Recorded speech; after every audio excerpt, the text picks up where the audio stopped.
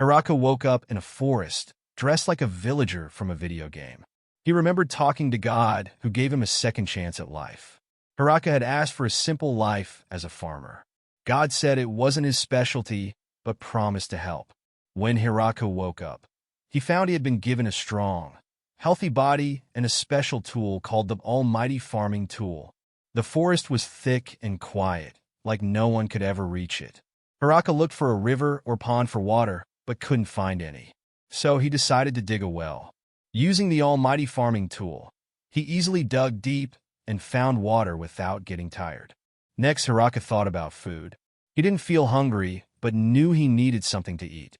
He stayed near the forest, using his tool to chop down a tree to make a shelter. He couldn't build a full hut yet, so he carved a small space in the tree to sleep in. He made cup and plate using wood handmade. He drank water using handmade cup. At night, Hiraka noticed he could see very clearly. He wasn't sure if it was because of his healthy body or the two moons shining above. The next morning, he chopped and cut tree around him and make fire, and then he saw sprouts growing where he had tilled the land. He was shocked by how fast they appeared. To protect the crops, he built a fence and a ditch around the field. While working, a giant rabbit attacked him. Hiraka killed it and made barbecue and ate it, then decided to build a toilet. Afterward, he tried to relax on the toilet but couldn't. He couldn't sleep either, so he spent more time building a better hut. Hiraka also realized he didn't have seeds to plant, but when he woke up the next day, more sprouts had grown. He hoped they were edible because if they were just pretty plants, it would feel pointless. Hiraka stayed busy for a few days building his hut and taking care of things. During this time, he found two injured dogs, one of which was pregnant. He cared for them, and soon the dogs had puppies. Hiraka felt happy having them around. The dogs helped him hunt and protected his crops from wild animals, like a boar that tried to destroy his field. When it was time to harvest, Hiraka picked small tomatoes from a tangled mess of plants. They weren't perfect, but he was happy to have food. He started thinking about building more things like a storehouse, furniture, and better tools. But he reminded himself there was no rush and that he could take his time. God, feeling guilty for giving an innocent man a hard life, decided to give him a second chance.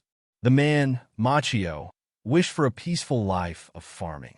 But by mistake, God sent him to the Forest of Death, a dangerous place full of scary monsters.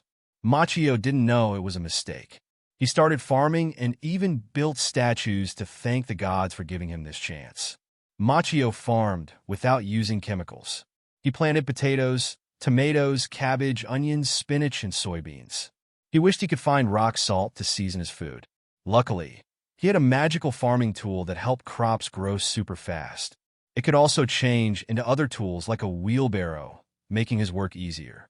With help from his dogs, Machio explored the forest and found a river upstream. He decided to use it as a water source. One day, he met a giant spider and named it Zabuton. Zabuton started making clothes and bedding for Machio in exchange for potatoes. Machio was grateful for Zabuton, who made his life much better and gave him some company. When winter came, Machio was ready with warm clothes and bedding. He stayed in his hut to keep warm, but he felt lonely because Zabuton was hibernating and the dogs had gone to find partners. In spring, the dogs returned with their families, and Zabuton came down with her children. Seeing all the new faces, Machio expanded his fields to grow more food. One day, Zabuton rang an alarm to warn Machio about a danger. Kuro, one of Machio's dogs, led him to a small, injured girl in the forest. The girl asked for help. She said her name was Lulisi and that she was a vampire. To recover her strength, she sucked a little of Machio's blood. Machio didn't mind and even let her drink more. Lulisi was amazed at how strong and healthy Machio seemed. Lulisi explained that she was in the forest because some nobles tried to steal her research on medicinal plants. At first, the dogs didn't trust her because she had tried to attack them, but they eventually calmed down. Machio offered Lulisi a tomato, which she loved. She was amazed by the variety of crops Machio grew and the magic farming tool he used. She decided to look around the farm, which she thought would take a few days. Machio asked if Lulisi planned to stay in the forest. She asked if she could stay on his farm to continue her research. Machio misunderstood her and asked her to stay with him forever. He surprised himself because he always liked living alone. Lulasi, having nowhere else to go, agreed but said they should get to know each other first. They decided to grow medicinal herbs together. Meanwhile, God watched everything from above. He admired Machio for surviving in the dangerous forest of death and taming the wild creatures. God thought no one else would be able to reach Machio in such a scary place and felt proud of him. Hiraka noticed that Lu was very helpful on the farm. She used magic to install lights and even knew where to find salt. Hiraka was almost out of salt and feeling sad about it. One day, while working in the orchard, Hiraku and Lu saw a girl. The girl begged for help, but Hiraka quickly saw Lu hiding nearby. The girl turned out to be an angel named Tia, and she was hunting Lu for a bounty. It seems Tia and Lu already knew each other. Lu explained that the bounty was because she accidentally blew up a noble's castle. The two started arguing, and Hiraka thought they actually got along well. Lu suggested that Tia live with them on the farm. After showing Tia around, she agreed. Tia was surprised to see a giant spider named Zabuton on the farm. Later, the three of them harvested crops together. Tia tried fresh cabbage for the first time and loved it. They harvested a lot of cabbage, and Tia wished there were more people to help. A few days later, Tia returned with a group of high elves. She explained to Hiraku that the high elves were refugees from a war. The elves asked if they could live on the farm, and Hiraku agreed. When they met Zabuton, they were surprised but not scared. The high elves built a large house with storage rooms, a living area, a dining room, and bedrooms. They even used magic to light it. Hiraka felt a little jealous because their house was so nice. Hiraka learned that the high elves could eat raw garlic and also used fire to cook meat. They offered to do blacksmithing work for him. They built a furnace and started turning iron sand into iron using charcoal. Hiraka was impressed with their skills. The high elves mentioned that they hadn't been able to have children since losing their home, but Hiraka didn't know what to say, so he stayed quiet. He realized he hadn't worked on the waterway recently and thought about asking the elves to help. Leah, one of the elves, asked if the land belonged to anyone. Hiraka wasn't sure, but guessed it might belong to the demon lord. Lu told Hiraku that since he built everything himself, the land now belongs to him. Later, Leah and Lu talked about Hiraku. They were amazed by his skills in taming the wolves, the spider, and growing crops, but they also thought it was strange how little he knew about the world. Leah baked bread for everyone, and Hiraku was surprised to see it rise. He realized she had used natural yeast. Excited, Hiraku decided to expand the wheat field so they could bake more bread. Hiraku and his companions working together to improve their farm and daily life. The episode begins with Hiraku noticing a large bee near his orchard. He decides to build a small house for the bee's nest, hoping that the bees will produce honey in the future. He considers planting a flower garden nearby to help the bees thrive. However, Tia, one of the elves, is terrified of bees, likely because she's been stung before. Next, Hiraka focuses on building a reservoir and a waterway to bring water from the river to the farm. He discusses the construction with Leah, another elf, and they decide to use compacted dirt for the waterway since stone is hard to find and would leak. With the help of the elves, they build an intake gate at the waterfall and lay the foundation for the waterway. The construction goes smoothly, and soon water flows through the farm, making daily tasks like watering crops much easier. With the waterway complete, Hiraka decides to try fishing. He catches some fish from the river, but the others warn him that the fish from the forest of death waters might be dangerous. Despite their concerns, Hiraka cooks the fish, and everyone is surprised by how delicious it tastes. They preserve the extra fish with salt for future meals. Inspired by the success of the waterway, Hiraka decides to grow rice. He tills the soil with his hoe, and rice plants begin to grow. With the help of the elves, he builds a rice paddy and plants the seedlings. The rice grows quickly, and soon they are ready to harvest. Hiraka teaches the elves how to thresh, sieve, and polish the rice. After cooking the rice, they enjoy rice balls filled with the salted fish from earlier. Everyone is delighted with the meal, and Hiraka feels proud of their hard work. Later, Hiraka decides to build a bathhouse to make life more comfortable, especially during the cold winter months. He explains the concept of a bath to the elves, who are unfamiliar with it. They help him construct the bathhouse, including a furnace to heat the water and a tub for soaking. To solve the issue of wastewater, Tia suggests using slimes, which naturally purify water. Hiraka builds a purification pool for the slimes, ensuring that the wastewater is clean before it returns to the river. After the bathhouse is completed, Hiraka demonstrates how to use it. The elves quickly take to the idea and enjoy relaxing in the warm water.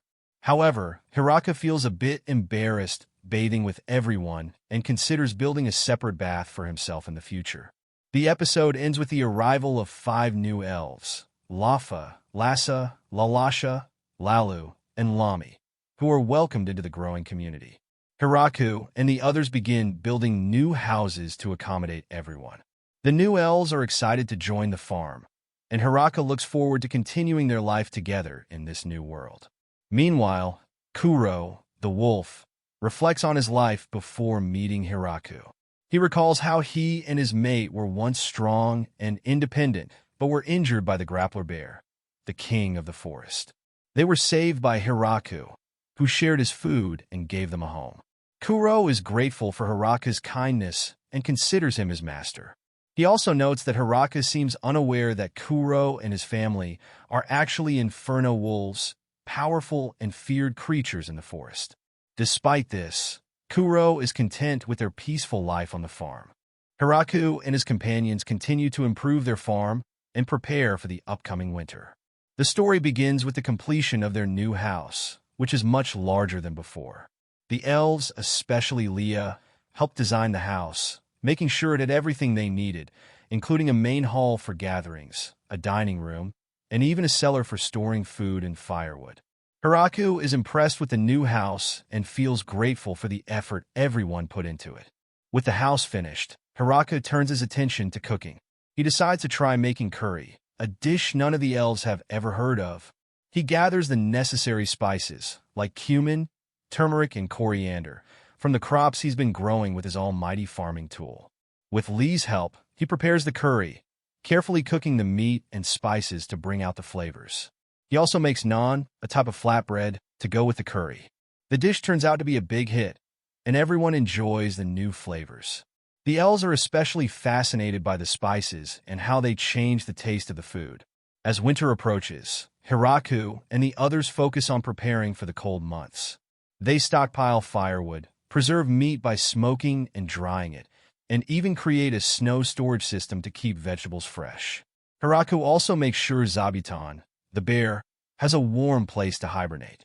The elves continue working on various projects, like the forge, while Hiraka takes care of the farm and food storage. Once winter arrives, the group spends most of their time indoors. To keep everyone entertained, Hiraku introduces them to board games like Reversi, chess, and even Mahjong. The elves quickly pick up the games, and soon they're all playing together. Hiraku also builds a mini bowling set, which becomes a favorite pastime. The games bring everyone closer, and they enjoy the cozy winter days together. As the snow melts and spring arrives, Hiraku and the others prepare to return to their farming duties. However, their peaceful life is interrupted when a wyvern, a large dragon-like creature, appears in the sky. The group is shocked and unsure of what to do as the wyvern approaches, signaling that their quiet life might be about to change. Something big was coming toward Hiraku. It was a large wyvern.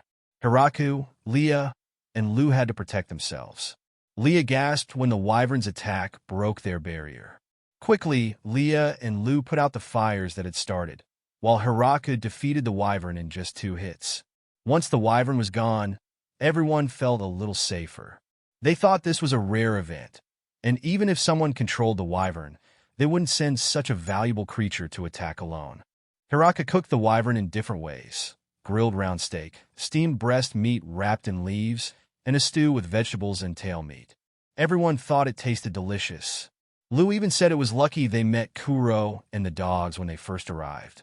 Meanwhile, Gratz, one of the generals, couldn't believe the wyvern was defeated. He thought it was impossible to kill one without a full army. Beazle assured him it was true, Hirako had done it in 2 hits from the ground. Drime, a strong figure, asked his companion Gucci what would happen if he was attacked like the wyvern. Gucci said the attack would go right through him. They both agreed it would be a bad idea to attack Hirako. Though Hirako was happy with the wyvern meal, he felt it was missing something. He wanted to make alcohol, specifically wine, which was already known in this world. The group quickly harvested grapes, and with a special platform made by Lalasha, they stomped the grapes to make wine. Tia was unsure about stomping on food, but Hirako reassured her that they could switch out whenever needed. Leah was the first to step onto the grapes and sank in, causing everyone to laugh. To stay in sync, Lita and Lily started singing a village song, and everyone joined in. After they finished, everyone was tired but happy. Meanwhile, God was bragging to Goddess about Hiraka's fun, hoping to earn her forgiveness. Goddess, still angry at God for his past mistakes, remained unconvinced. She punished him by saying he would stay in his current form for 300 years. Later, Hirako heard a familiar hammering sound. It was Flora, Lu's sister, who was also a vampire. She explained she had followed Lu after learning that Lu was being chased by a dangerous angel. Flora didn't believe Hirako was Lu's husband at first, but changed her mind after hearing about the wyvern battle. Flora apologized and was invited to stay with them. Flora was shocked to learn that Kuro and the other dogs were inferno wolves, powerful magical creatures. Lu had lived with them all this time without knowing. As an apology for the wolves' past actions, Flora cooked dinner, including tofu, which impressed everyone. Flora was curious about tofu and fermentation. Hirako explained that fermentation could make miso and soy sauce, and Flora decided to research fermentation. A few days later, Flora came back with her maids and cows, bringing milk for butter and cheese. Tia also returned with her angel companions and a chicken. Hirako was impressed by how much faster the work was getting done with all the help. He started teaching them different cooking methods. One night, and one of the maids served dinner made from a rabbit and fragrant vegetables. Hirako noticed that despite their gentle appearance, all the maids were strong. The angels had arrived wearing serious armor, ready to act as security after the wyvern attack. The lizard men, led by Daga, helped with outdoor tasks, speeding up the construction. Hirako realized that their place was becoming more like a village. Soon, Leah returned with even more elves. Only women, as most male elves had been lost in the war. Hirako didn't ask more questions. Hirako then called a meeting with everyone to discuss naming their home. They agreed it was now more like a village than just a farm. After some discussion, they decided to name it the Great Tree Village, since they all loved the great tree nearby. To celebrate, they threw a party with the first batch of wine. Lita and Lily started calling Hirako Mayor Hirako, and everyone agreed that he should be their mayor. Though Hirako didn't like the idea at first, he eventually accepted. That night, they all celebrated with wine, and Hirako felt happy, thinking it all felt like a dream. Tia reassured him it wasn't a dream and that they would continue to live together, enjoying life. Flora raised a glass for a toast, calling Tia a black-hearted angel, which surprised Tia. Lu encouraged Tia to join in the toast, and everyone cheered for the Great Tree Village. Between winter and summer, the Great Tree Village saw an increase in residents. Hirako, a farmer from another world, became the village mayor. Soon after, a messenger from the demonic kingdom arrived. At first, Hirako was nervous, fearing he might be evicted or burdened with heavy taxes. But he decided to handle the situation with diplomacy and grace. He negotiated a 10% tax on the village's harvest, excluding products like milk, eggs, honey, and alcohol. Hirako's advisors, Lu and Tia, secretly told him that this was a great deal since taxes in other places were usually 50 to 60%. With the demonic kingdom handling the taxes, the village gained their protection and official recognition. The messenger, Bezel, left with a gift of medicine. Back in the demonic kingdom, Bezel reported to his superiors. They were shocked that Hiraka's village had managed to defeat wyverns, powerful winged beasts. Bezel explained that the village was protected by powerful beings, including a vampire princess, the Angel of Annihilation, the great sage Lulisi, an army of high elves, inferno wolves, and the trio of killer angels. Even a demon spider, once strong enough to fight a demon lord to a standstill, lived in the village. The demon lord's advisors were terrified, thinking their kingdom was doomed. However, Bezel told them that Hiraka's village had requested the demonic kingdom's protection, and he had accepted. He also showed them a gift, apples which seemed simple but were incredibly delicious. Bezel also brought a piece of cloth spun by the demon spider. The demon lord's advisors were overwhelmed and resigned themselves to their fate. Later, Drime, who claimed to be the one true ruler of the dragons, visited Hiraku. Drime appeared as a giant dragon, but was convinced by his servant, Gucci, to shrink to a more manageable size. Drime was impressed by the village and its hospitality and declared he wanted to stay. However, Gucci persuaded him to return home. Before leaving, Drime gave Hiraku a treasure as thanks for the wine. Recognizing the need for proper guest accommodations, Hiraka decided to build a guest house for 30 people. His advisors supported this idea, knowing that larger groups would soon visit. They also set up a bell signal to announce visitors and created a welcoming party of elves, ogre maids, lizard men, and Hiraku himself. Their preparations were soon put to the test when a group of beast men from Howling Village arrived to establish trade relations. However, they came without gifts, which made the villagers suspicious.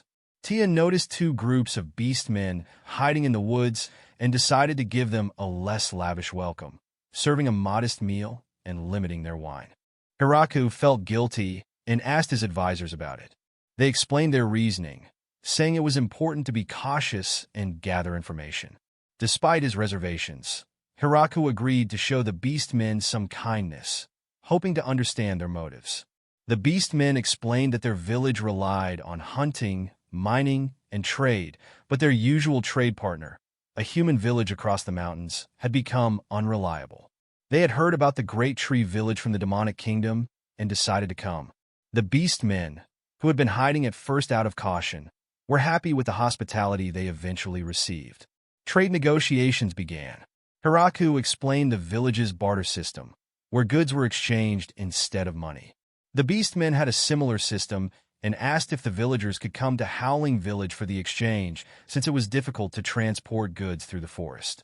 Hiraka considered using Kuro and the dogs as pack animals, but ultimately agreed.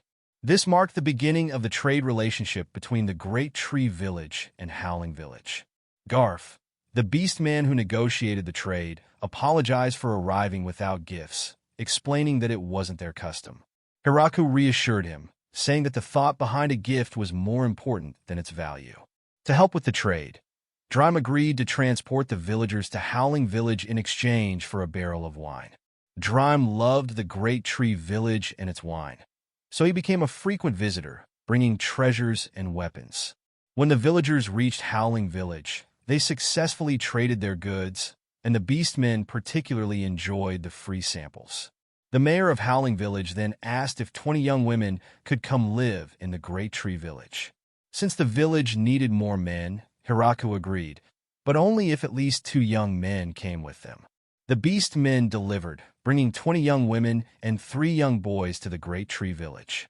Hiraku, overjoyed, entrusted the young boys with the future of the village. The beast men from Howling Village moved to the Great Tree Village. They were nervous about how they would be treated, but they were surprised to find that life there was much better than they had expected. Although they were getting used to their new home, they did faint a lot for some unknown reason. One day, while the children were playing, Tia and Senu used fire magic to entertain them. One of the boys asked if he was the only one who couldn't use magic. Tia explained that all angels and high elves could use magic, and that even the bees in the village could perform magic. The mayor was impressed with the show. A young girl suggested they practice magic together, and the mayor agreed, hoping that one day they would surpass him in skill. He decided to focus on the things he could do well. Suddenly, the ground started shaking, and someone ran to the mayor to tell him that a grappler bear and a bloody viper were fighting in the forest. The mayor was surprised that a bear and snake could cause such a big shake, but he wondered if they could eat the animals. He was curious about the taste of bear meat, as he had heard hunters sometimes eat it. The mayor and some villagers went to the forest to see the fight. They were shocked by the size of the animals. The mayor jumped down and killed both the bear and the snake with one attack. The villagers were amazed by the mayor's strength and were curious about what he would do with the bear meat. The mayor cooked the bear meat with herbs, spices, and wine. He called the dish wine-braised grappler bear, but the villagers were disappointed because they felt the wine was wasted. The mayor also fried the blood viper, saying it tasted just like fried chicken. He joked about missing something on his plate and winked at the camera. A researcher visited the mayor and asked for an antibacterial agent to use in a new recipe to kill harmful microorganisms and prevent sickness. The mayor asked the alchemist for help, and she showed the researcher a powerful potion that could blast anything far away.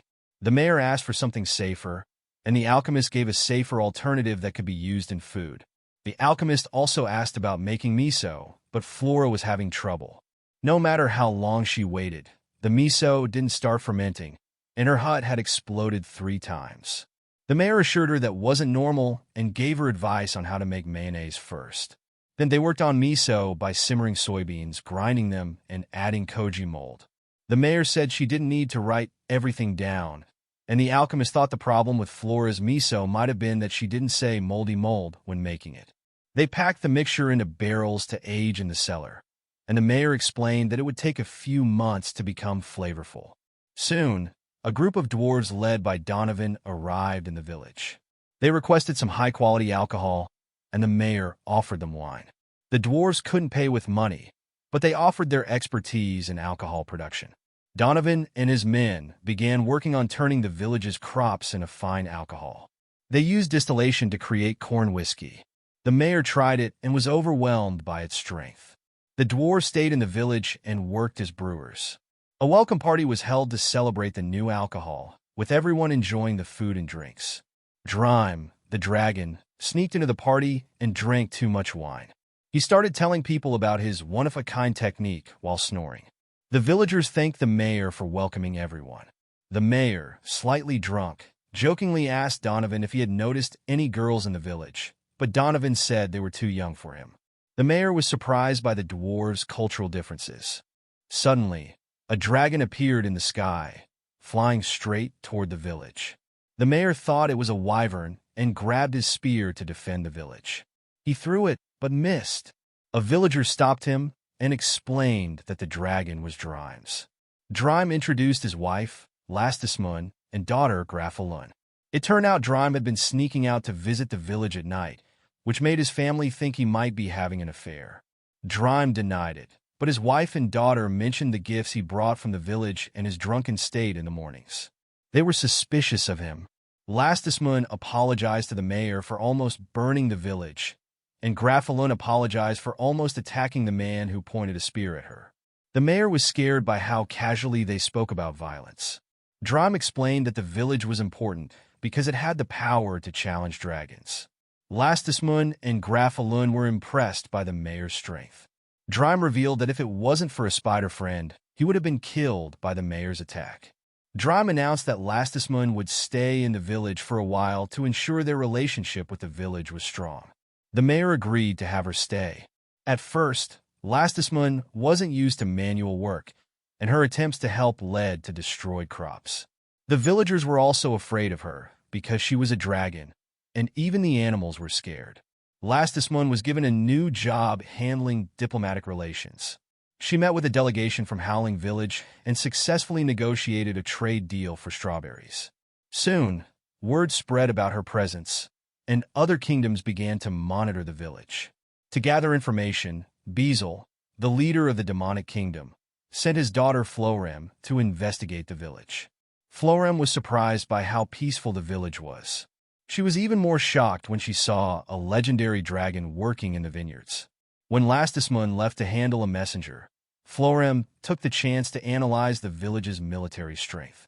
She realized that the village was stronger than she had thought and became terrified. Florem eventually realized that Lastismun was not the leader of the village. Instead, the mayor was the one in charge.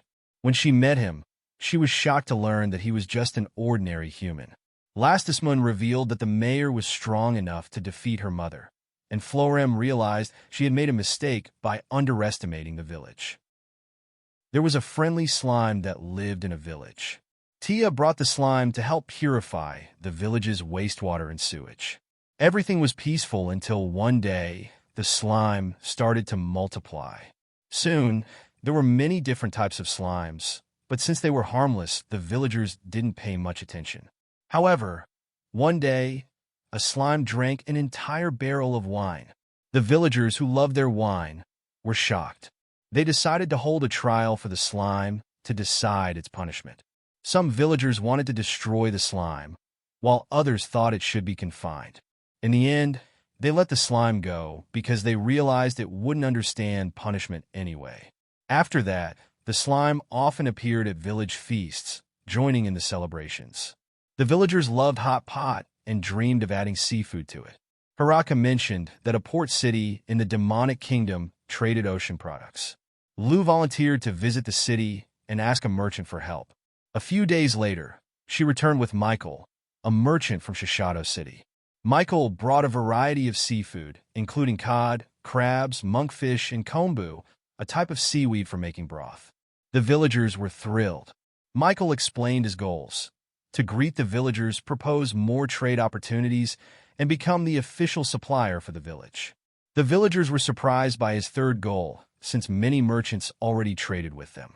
Michael promised to share his company's product list and discuss more opportunities in the future. However, when he brought up trading for the village's alcohol, Lastismon, a dragon, sternly refused, scaring Michael into dropping the subject for now. Back in Shishido City, Michael told his employees about his visit to the village. Although still shaken by Lastismon, he was excited about potential trade deals. Shortly after, he was visited by Lastismon and the young lady of the Chrome family. They wanted to trade fruit for items they needed. Despite his fear, Michael agreed and began preparations for another visit to the village. When he returned, he offered to trade seafood for the village's crops, and Hiraku agreed. The two finalized the trade agreement, further strengthening ties between the village and Michael's company. Meanwhile, Hakurin, Drime's older sister, attacked the village. She was angry that Drime had suggested marrying Lastismon to Hiraku. Hakurin challenged Hiraku, but was defeated. She decided to stay in the village, proving to be a capable worker despite her constant complaints. Hiraku eventually tasked her with teaching reading, writing, and math, making her the village's new teacher. One day, a group of Lamia girls arrived at the village seeking help. They had fled their homes after younger forest animals began clearing out a dungeon. The villagers traded crops for the precious gems the Lamia mined. Grateful, the Lamia returned home, and the villagers appreciated having reliable neighbors. With increased trade and the Lamia helping transport goods, the village flourished like never before. However, the village's growing activity caught the attention of the Holy Kingdom's princess. Convinced the village was building military power and holding someone named Florim hostage, she ordered her troops to gather. Determined to protect her kingdom, the princess planned to confront the Great Tree Village. Princess Yui listened carefully, then made her decision. She would lead an army to defeat the village and rescue Flowerum. Meanwhile, in the village, Flowerum was busy with accounting work when her father arrived with urgent news.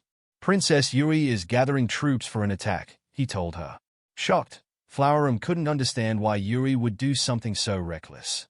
Her father explained that some nobles had filled Yui's head with false information, convincing her that the village was a threat. Flowerum realized that if Yui attacked, it would be disastrous. The village was incredibly powerful, and an invasion would lead to the destruction of the demonic kingdom itself. Instead of direct confrontation, she decided to show Yui the true power of the village, without mobilizing their forces. The next day, as Yui's army approached, they were swiftly defeated. The villagers didn't even need to use their full strength. The soldiers, realizing they stood no chance, immediately surrendered, begging for mercy. The battle was over before it even began. Afterward, a group of noble girls from the defeated army stood frozen, terrified. They had planned to take over the village but now wanted to stay and work there. Flowerum agreed but warned them that if they caused any harm, they would be dealt with swiftly. The noble girls, realizing they had no choice, vowed to work hard and earn their place in the village. Among them was a young woman named Yuri, who had come not as a prisoner but as an observer. She had been deeply worried about Flowerum's well-being and wanted to see the village for herself. Flowerum told her that, while in the village, she would not be treated as a princess. She would simply be Yuri. Surprisingly, Yuri smiled, saying it had been a long time since someone called her by her name without a title. As Flowerum took Yuri on a tour, the princess was amazed.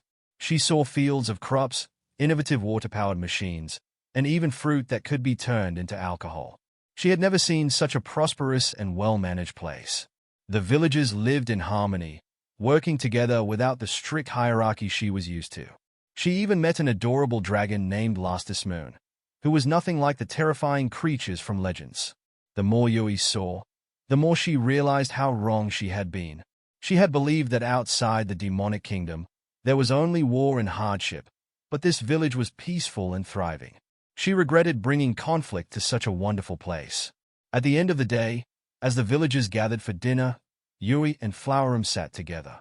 Yui confessed that she had worried about Flowerum ever since she left the demonic kingdom.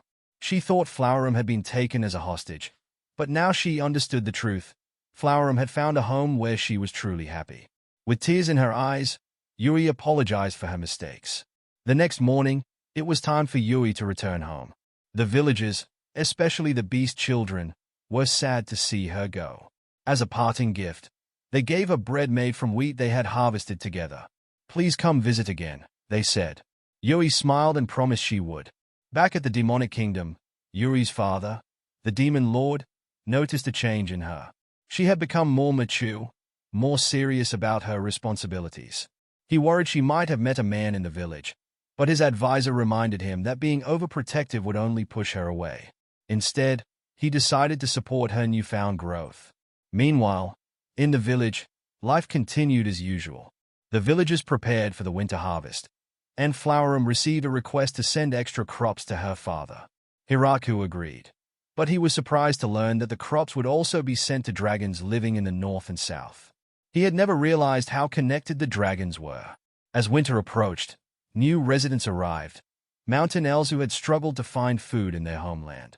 Seeing their desperation, Hiraku welcomed them to the village. The elves, grateful for his kindness, promised to work hard. They even helped locate high-quality clay for pottery, leading to the start of a new craft in the village. One day, while working, Hiraku heard surprising news. A new dungeon had been discovered near the mountains. Flowerum asked permission to send a team to investigate. Hiraku agreed but warned them to be careful. As the survey team left, the long-awaited men's bathhouse was finally completed. The dwarfs and lizard men enjoyed the new facility, but some mischievous noble girls tried sneaking into the wrong bathhouse, hoping to get close to the mayor. They were quickly caught and scolded. Meanwhile, the survey team returned with alarming news. A dangerous monster called a blood viper had been spotted inside the dungeon. The mountain elves insisted they needed its meat, as it was believed to bring health, vitality, and even good fortune in having children. The villagers decided to plan a hunt for the creature before winter arrived. As the seasons changed, another unexpected event occurred. Lu, one of the village's key members, suddenly fell ill. She had no appetite except for sour foods, which made Tia and Senna exchange knowing glances. When they finally revealed their suspicion, Lu and Hiraku were both shocked. Lu wasn't sick at all. She was pregnant. The entire village erupted in excitement. Life in the Great Tree Village continued to grow, not just in crops and new residents, but in family and love. Hiraku woke up to another peaceful morning in the Great Tree Village, which had become more lively than ever. His day began as soon as the sun was fully up. As he stretched and sighed, Lu greeted him with a cheerful, "Good morning." He asked if she was feeling okay, which made her laugh. He always asked her that. The village had been celebrating since they found out Lu was pregnant, but she remained calm and reassured Hiraku that everything would be fine. After their morning chat, Lu went to check on the medicinal herb garden, while Hiraku resumed his usual routine. According to N and the maids, his job was to keep an eye on things around the house. He greeted the villagers and explained why he didn't wake up too early. N and the maids always insisted on waking up before him, so he slept in a little longer for their sake. Definitely not because he was lazy, and gave him the morning report. Apparently, the mischievous wine slime had snuck into the food storage again and drank an entire barrel of wine. Their plan to keep it away had worked, sort of. They decided to just go with it. After making his rounds around the house, it was time for breakfast. Since the dining hall couldn't fit everyone at once, breakfast was split into 3 groups. Today's menu featured daikon radish soup with spinach and cabbage, along with perfectly smoked killer rabbit. Hiraku was excited, but Flora seemed exhausted. She had been working on making miso but hadn't made much progress. He encouraged her to rest, but she was determined to continue experimenting. The second breakfast group was for the maids, and the third was for anyone who missed the first 2. Hakuran sometimes didn't even make it in time for the third group. Just as breakfast ended, Grandmaria arrived with a report. 3 killer rabbits had tried to sneak into the village but were quickly taken down by Kuro and the dogs. Hiraku sighed. Those rabbits never learned their lesson. After eating, it was time to check the fields. The village had no typical garden pests, but instead, weird little black creatures nibbled on the crops. Fortunately, Zabuton's children and Kuro's team helped spot them. Hiraku used his almighty farming tool, which surprisingly acted as a pest killer too. The fields had grown so large that checking them all was tough, but seeing the crops thrive filled him with joy. While he worked, lunchtime arrived. Having lunch in the afternoon was unusual in this world, and even the elves had once been skeptical. They used to struggle with food scarcity, sometimes skipping meals entirely. Now, they were still amazed that they could eat every day without worry. As he finished eating, a villager came with news. The cows had given birth, and they needed more feed. Another villager mentioned that their crop storage was almost full, so they needed to sell more. Hiraku approved both plans before heading back to work. However, planting and tilling were still his responsibilities, which he handled using his almighty farming tool. He had mostly grown food crops before, but now he wanted to add colorful flowers to make the village more beautiful. In between farming, the villagers often asked him to build things for them, which he did with the help of his magical tool. He was grateful for these blessings. Later in the day, Hiraku joined the villagers in their battle training, and the maids had insisted on regular training in case of emergencies. Some of the maids were extra motivated. If they kept eating so much in this well-stocked village, they worried they wouldn't fit into their uniforms. Watching them work hard, Hiraku thought he might need more exercise himself. However, he quickly realized he wasn't suited for normal weapons. He tried using a spear instead, and to his surprise, he performed an incredible move that left everyone in awe. As the sun set, Hiraku wrapped up his work and headed home. At dinner, the villagers gathered to share updates. Princess Yui had sent a letter requesting apples and a new dress, having loved the clothes Zabuton made for her. Hiraku agreed to the request, knowing Zabuton would be happy to help. After dinner, it was time for a relaxing bath. The men's bathhouse had been a great addition. Before, he couldn't truly relax with only one shared bathhouse. Now, he enjoyed a peaceful soak, feeling like he was in paradise. However, the peacefulness didn't last long. As he got ready for bed, he could sense eyes watching him. It turned out that some villagers had been keeping an eye on him for safety reasons. He sighed, deciding to just accept it. Even with these strange moments, he was happy with his life. A visitor arrived, a mysterious man who had somehow slipped past the village's defenses. Lu recognized him instantly as the progenitor, an ancient and powerful vampire over 4,000 years old. Hiraku was shocked. He looked like a normal young man. The progenitor explained that vampires typically continued their bloodline through blood pacts, so Lu's pregnancy had been a huge surprise. He also shared his secret to long life. He erases memories every few hundred years. Hiraku found the idea terrifying, but the progenitor seemed content. The real reason he had come, though, was because of a statue in the village. It was a perfect likeness of the great creator, and upon seeing it, he couldn't help but bow in respect. He desperately wanted the statue but accepted that it belonged to the village. Instead, Hiraku offered to make him a new one, which made the progenitor incredibly happy. He left, grateful for everything Hiraku had done for Lu and the village. The next morning, the progenitor had the statue enshrined in a temple, replacing the previous most beloved statue.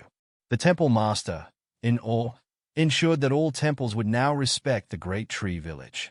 Back in the village, Hiraku sneezed, sensing that something was happening elsewhere. Soon after, A grand piano arrived as a gift from the progenitor for Lu's pregnancy. It was an extravagant instrument, far fancier than anything they expected. The villagers were excited to play, but they were too nervous to even touch it. Eventually, they requested an old practice piano so they could learn without fear. As the villagers joyfully played their new instruments, Hiraku was pleased, until he realized they played all night, making it impossible to sleep. Despite the noise, he smiled, grateful for his peaceful and happy life in the village. Spring had passed, and summer was here. The sun shone brightly, and Hiraku's garden was full of colorful vegetables. Hiraku smiled, feeling proud of how much he had learned about farming since he first started. Lu called him in for lunch. She was pregnant and joked that her belly felt as heavy as 2 cabbages. Everyone cared for her, asking if they could do anything to make her more comfortable. Lu said she was fine, though she missed drinking alcohol. Later, Grandmaria and some villagers were worried. They thought Hiraku might have done something wrong because no one was drinking alcohol anymore. Hiraku laughed and explained that everyone was supporting Lu by giving up alcohol for now. Once she could drink again, they'd all enjoy it together. Doggo was relaxing nearby, and Hiraku joined her. They talked about their upcoming baby. Tia and the angels had brought Lu a special flower that kept the air cool, calling it elf medicine. Other villagers brought gifts, like a gem to help with magic, good luck charms, pudding, and even blood from a lizard man who didn't know what else to offer. Hiraku was touched by their kindness and felt happy to be surrounded by such caring people. When Lu went into labor, Hiraku panicked.